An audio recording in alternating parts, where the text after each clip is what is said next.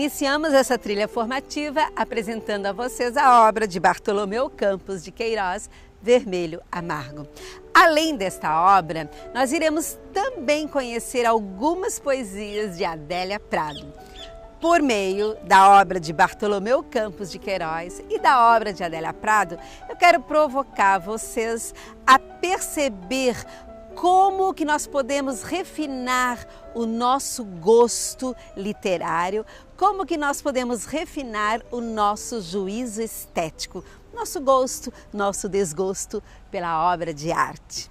E nessa empreitada, eu vou contar com a presença de 3 professores do curso de Letras, da Escola da Educação, a professora Cleide Miller Pareja, professora Camila Morgana e o professor e poeta Cristiano Moreira. Junto com eles, nós vamos trazer a obra literária para, quem sabe, afetar você e você viver uma experiência que poderá levá-lo à educação estética.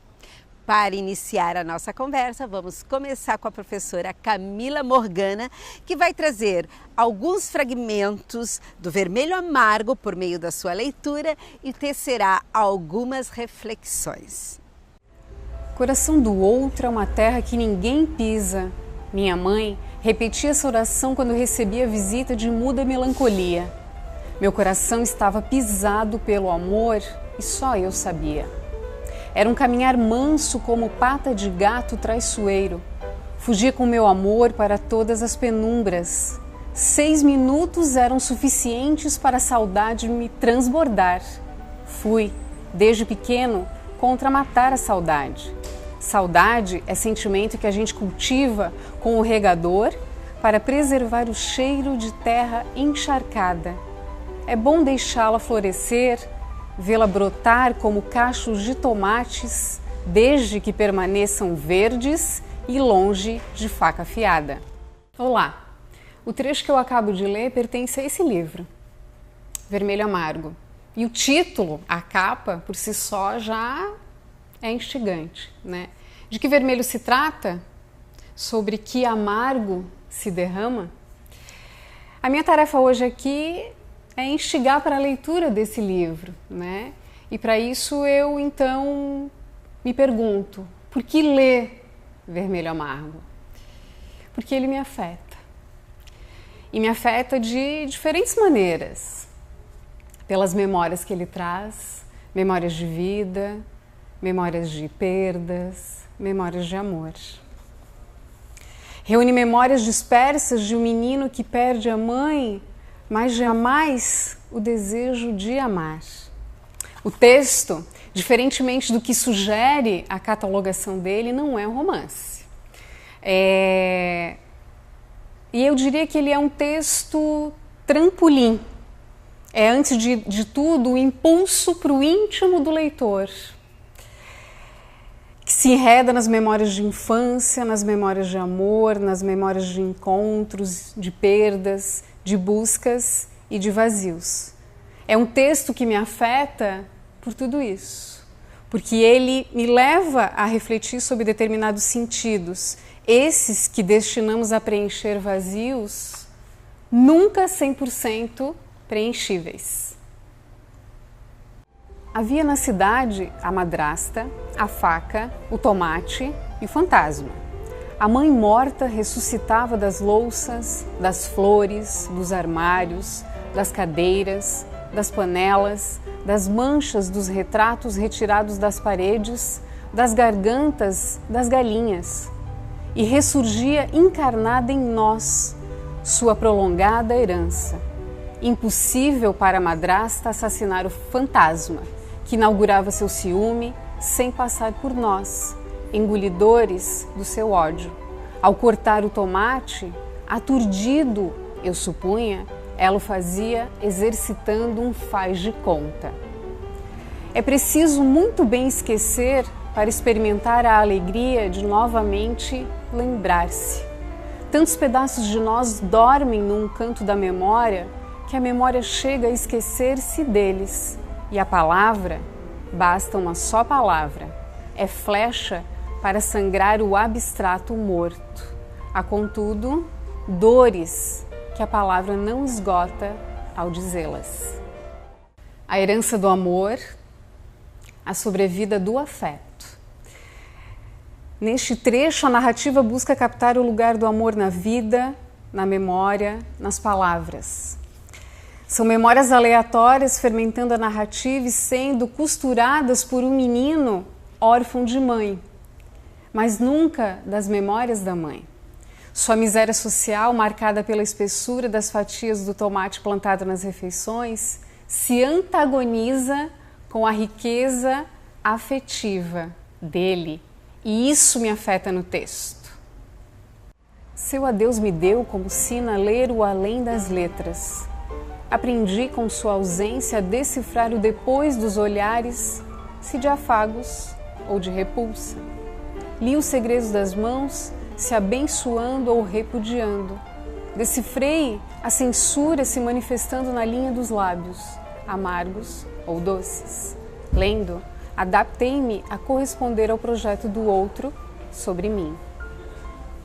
O vazio deixado pela mãe é o vazio de amor deixado pela mãe e incapaz de ser compensado. Os vazios da infância migram para a vida adulta do menino de memórias coloridas pela ficção. Se lhe falta amor, lhe sobra imaginação. E parece ser com elas que o menino legenda o mundo. A leitura é válida por oferecer essas zonas de contágio, por despertar sentimentos, mexer com percepções, com o meu lado sensível, com o meu lado cognitivo, com o meu lado ético. Sem fronteiras. A leitura é convidativa porque é capaz de me levar para outros itinerários, todos pessoais e bem-vindos, e os fragmentos lidos dão uma amostra dessa potência de afetar o leitor, de fazer com que a linha do texto remeta a outras linhas da vida do leitor, da sua imaginação, dos seus desejos e medos, das suas andanças e memórias. Seja porque provoca fantasia, porque o retira da realidade, seja porque o desafia pelo arranjo fértil e particular de seus elementos, as palavras e as imagens. Sim, pela sua riqueza simbólica, pelo que suscita a linha, o texto, o amargor do vermelho que ilustra a capa e pinta a linha. No mínimo, a leitura dele vale como companhia para a solidão necessária a reflexão sobre o que de fato me afeta. Porque esquecer é desexistir, vai dizer o menino. Combinado?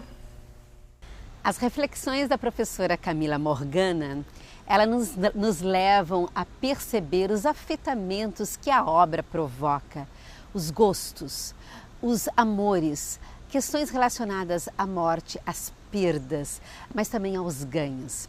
A professora Cleide Miller Pareja também preparou um fragmento da obra para compartilhar conosco e, na sequência, ela também fará uma reflexão sobre o que esta obra pode desencadear no leitor. Vermelho Amargo, Bartolomeu Campos de Queiroz. Foi preciso deitar o vermelho sobre o papel branco para bem aliviar o seu amargor.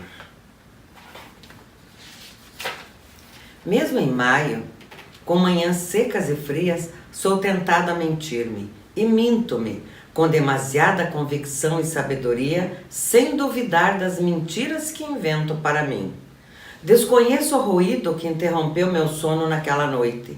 Amparado pela janela, debruçado no meio do escuro, contemplei a rua e sofri imprecisa saudade do mundo, confirmada pela crueldade do tempo. A vida me pareceu inteiramente concluída. Inventei-me mais inverdades para vencer o dia amanhecendo sob névoa. Preencher um dia é demasiadamente penoso se não me ocupo de mentiras. Dói, dói muito, dói pelo corpo inteiro, principia nas unhas, passa pelo cabelo, contagia os ossos, penaliza a memória e se estende pela altura da pele. nada fica sem dor. Também os olhos, que só armazenam as imagens do que já fora, doem.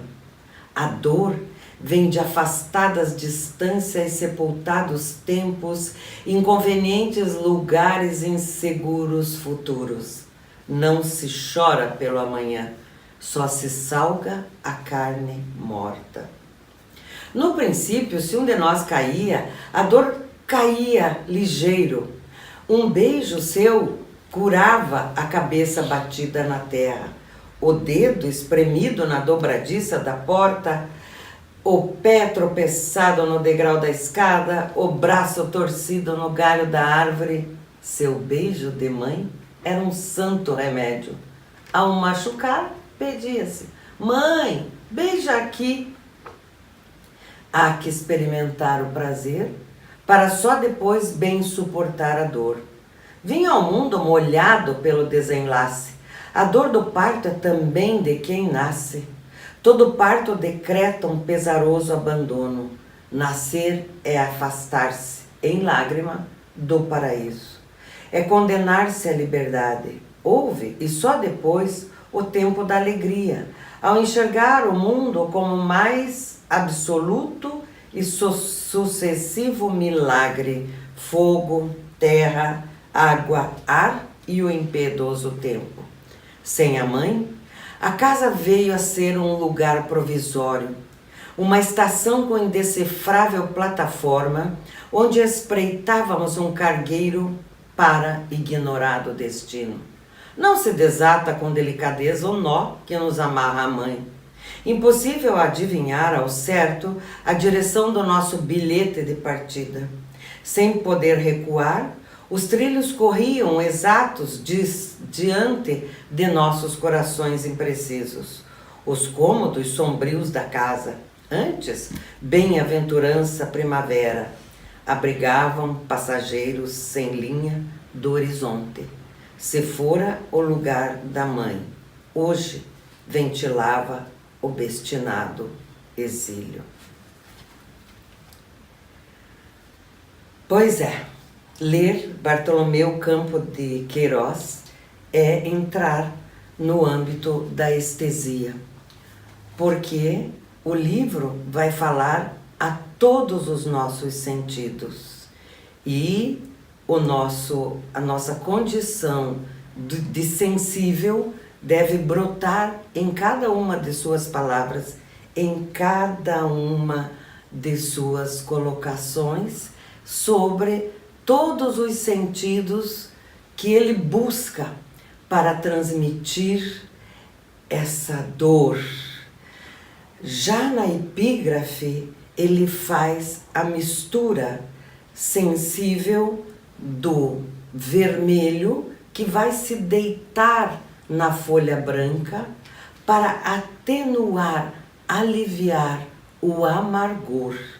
Temos aqui o visual e o gustativo apresentados como sensações da sua narrativa.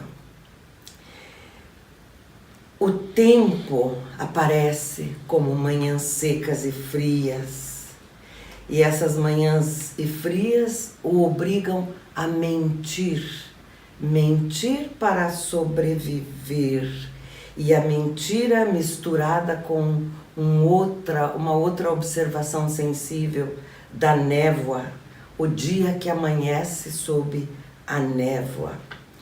E a dor, já no segundo bloco, a dor numa gradação de sentidos também dói muito, dói pelo corpo inteiro. Novamente, a chamada de todos os sentidos do nosso corpo para intensificar a compreensão do sentido desse vermelho amargo. São as unhas, os cabelos, os ossos, a memória, a pele, os olhos. Todos os sentidos são evocados para que se sinta pela estesia essa experiência de leitura como algo que nos passa, que nos atravessa pelo caminho e pela fluidez da paixão, como diz La Roça. A mãe é o remédio de todos os males? Mãe, beija aqui novamente. O tato, o beijo, o roçar na pele é a solução da dor. Ao mesmo tempo, a dor pode se afastar por um tempo, e ele chama que haverá um tempo não feliz, um tempo de alegria. E ele chama os elementos da natureza todos: fogo, terra, água, ar e o tempo. Portanto, nessa trajetória que vamos fazer nesta leitura de Bartolomeu Campos de Queiroz, o mais poético dos narradores da literatura brasileira, nós vamos entrar no mundo do sensível, que tenta passar para nós o inteligível, desde que entremos nesse jogo e nessa brincadeira de cores, sentidos e paixão. Obrigada. Para o professor Cristiano, esta obra provoca muitos encantamentos, mas também desencantamentos. E o professor tece seus comentários a partir da analogia que o Bartolomeu Campos de Queiroz faz com o tomate. O tomate é um elemento que acompanha os personagens do início ao fim. E ele é como um termômetro que sinaliza o estado emocional das personagens. Entre o amargo da ausência da mãe e a sinestesia do sabor, o tomate vai figurando nas reações e emoções deste viver literatura. Bartolomeu Campos de Queiroz, neste livro Vermelho Amargo, utiliza de elementos do cotidiano de uma família para marcar a ausência, a dissolução dessa família de 6 irmãos que, após o desaparecimento da mãe, passa a conviver com a madrasta, que tenta substituir o impossível, o afeto tido pelaquela mãe, que, a partir da metáfora, ou melhor, da analogia do tomate, o autor faz uma construção desses afetos, desse menino que se olha como um dos tomates num cacho, ele, o tomate maduro, entre outros tomates verdes. E essa madurez do tomate pode figurar a percepção que o jovem menino tem da casa, da descoberta do corpo, do conflito com o pecado, do amargo que é o tomate cortado pela mão da madrasta. Esse universo construído pelo autor, que é um universo repleto de poesia, um universo em que a narrativa se arma e se tece com um jogo de palavras constantes, categorias da poesia, é um universo em que essa sinestesia do sabor, o amargo, das cores, o vermelho, toca o leitor de modo que ele acompanha cada cena, cada medo e cada experiência que esse narrador nos traz através de seu relato. O Vermelho Amargo é um livro que mostra como a literatura proporciona uma experiência estética, que é uma experiência de encantamento e, ao mesmo tempo, de desencanto. E essa dicotomia entre o encantamento e o desencanto é possível graças à linguagem. Os 3 professores do curso de letras da Escola de Educação, professora Camila Morgana, professora Cleide e professor Cristiano, nos provocaram a pensar nas possibilidades, em algumas possibilidades que esse texto literário pode nos provocar, algumas possibilidades provocativas, mas todas elas se direcionam para a compreensão da literatura como uma experiência estética. quando uma obra nos afeta, quando essa obra nos oportuniza sabores, pensares, sentires, essa obra ela pode deslocar a nossa visão. Nós podemos perceber o mundo numa outra lógica. A arte, ela é um conhecimento sensorial e sensível, e por ser um conhecimento sensorial e sensível, quando ela nos afeta, ela pode nos possibilitar a experiência e pode nos possibilitar a educação estética. E ao nos possibilitar a educação estética, ela pode nos provocar a cultivar as faculdades do sensível e do inteligível. E agora, venha comigo. Vamos até o PPGE da Univale. Vamos conhecer um pouco da obra de Adélia Prado, a nossa poetisa maior. E para continuarmos a nossa incursão pela literatura como experiência estética, vamos à obra de Adélia Prado. Desde toda a vida, descompreendi inteligentemente o xadrez, o baralho, os bordados nas toalhas de mesa. O que é isso? Eu dizia, como quem se ajeita para melhor fruir. Fruir o quê? Eu sei, a mensagem secreta, o inefável sentido de existir. A poetisa Adélia Prado, ela tem uma característica muito peculiar. Adélia Prado é a poetisa que gosta de falar do cotidiano. A leitura dos seus poemas é sempre um convite para a gente olhar para o cotidiano, mas não com os olhos comuns, porque eles exigem a perplexidade e o encanto. Como neste poema. Uma ocasião, meu pai pintou a casa toda de alaranjado brilhante. Por muito tempo, moramos numa casa, como ele mesmo dizia, constantemente amanhecendo.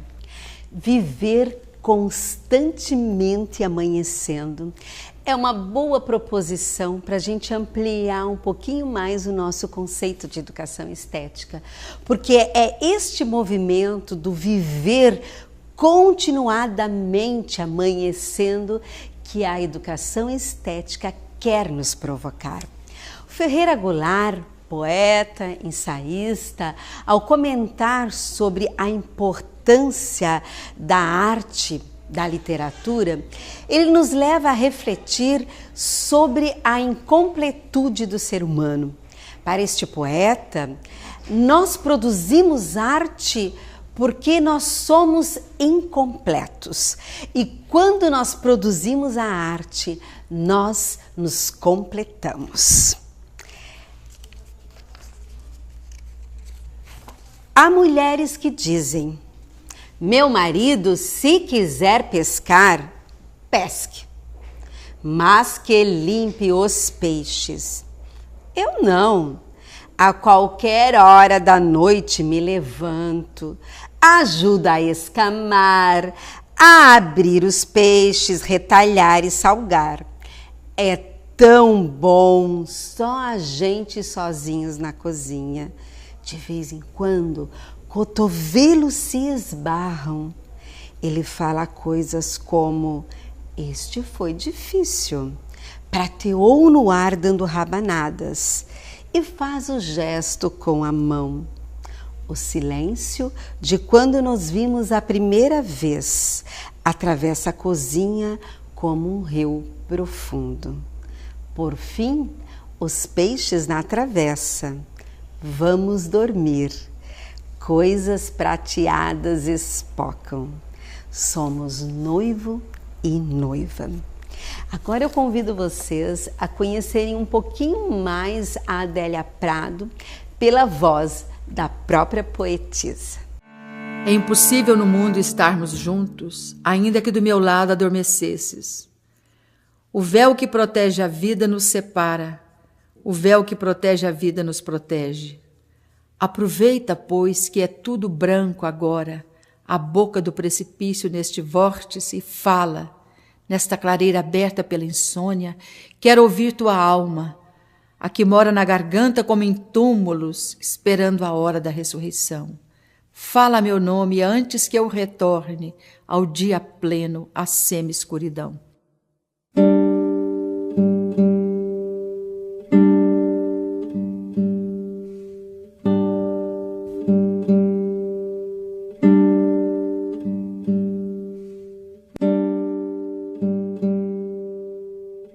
Todo poeta, não é só eu não, ele nasce velho, porque ele já nasce com um aparelho, um radar, sabe? Eu vejo, por exemplo, poetas muito jovens, com uma maturidade, sabe, de pensamento e emocionalmente. Você sabe que é um poeta jovem, que ele vai aprofundar muito, mas ele já saca a vida, sabe? Como diz o Drummond, o sentimento do mundo ele já tem.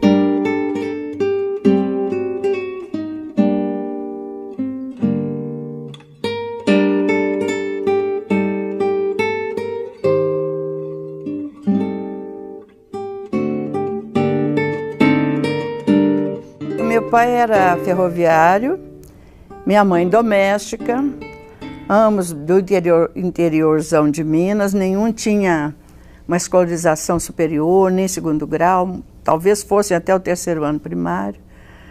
Mas eram pessoas assim que hoje eu percebo sensíveis, voltados assim para a importância do que era estudar, do que era, por exemplo, que bom que eu fosse professora. E meu pai, me lembro dele lendo um livro, um único livro que eu lembro que ele lia alto assim, para lá para cá.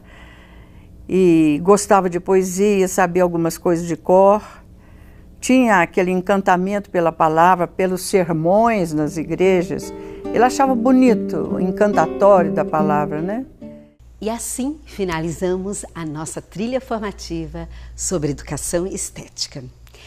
Vamos relembrar que com Umberto Eco nós aprendemos que a literatura ela possui uma função educativa que está relacionada à revitalização da nossa criatividade e da nossa liberdade de expressão. Lembre-se do que disse Barthes a respeito da língua. Ela é fascista. E por ela ser fascista, ela precisa da literatura.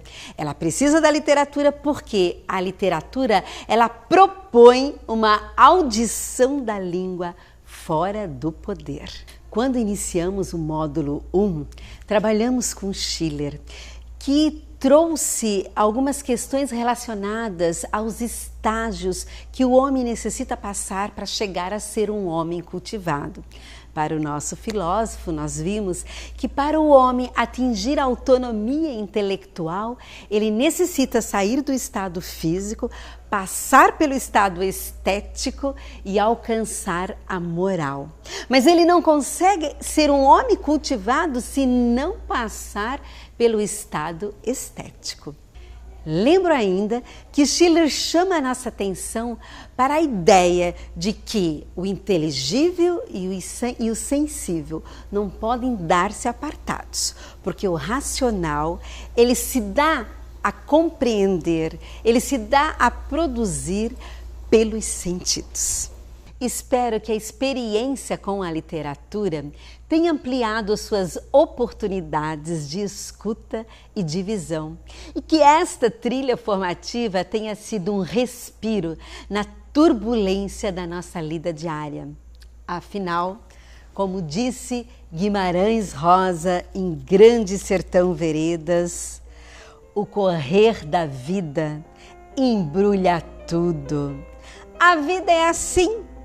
Esquenta e esfria, aperta e daí afrouxa, sossega e depois desinquieta. O que ela quer da gente é coragem.